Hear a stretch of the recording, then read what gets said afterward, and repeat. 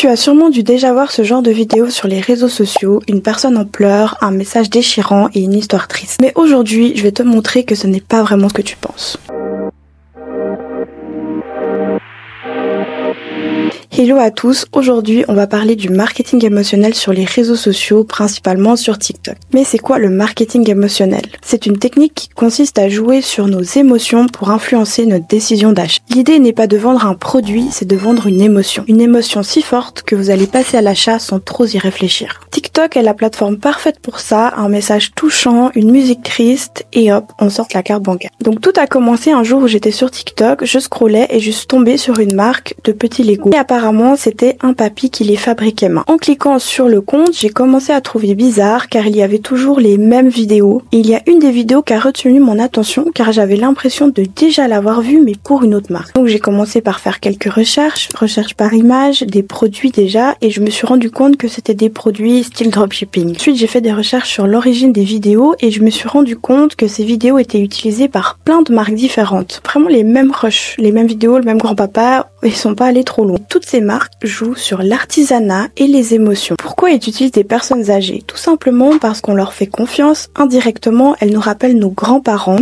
Et qui oserait critiquer une mamie en larmes ou un petit papy qui fait tout de ses mains? En creusant un petit peu, on se rend compte qu'il y a beaucoup de gens qui tombent dans le piège. Les vidéos sont très bien faites, on serait peut-être tous tombés dans le piège. On peut même voir des images qui vont beaucoup trop loin de personnes en train de décéder à l'hôpital. Et certaines personnes sur les vidéos qui sont en train de pleurer sont juste d'autres influenceuses créatrices de contenu à qui on a pris les vidéos. Plus de ça, certaines marques utilisent aussi l'émotionnel lié à nos animaux de compagnie en proposant des produits un peu souvenirs, donc ils utilisent le deuil. Ces marques ne créent rien, elles exploitent des leviers émotionnels pour vendre. Et ça fonctionne car on croit à leurs histoires. Très souvent, ce qu'il faut bien savoir, c'est qu'il n'y a pas vraiment le papy derrière ou la mamie en pleurs. C'est juste une entreprise qui se cache derrière cette mise en scène. Je n'ai rien contre les gens qui font du dropshipping, du e-commerce, mais le problème que j'ai, c'est les gens qui mentent. Ce n'est vraiment pas acceptable de mentir sur la fabrication des produits, de mettre en plus tout ce côté émotionnel là-dedans. Il faut bien nuancer, je dis pas que toutes les marques mentent,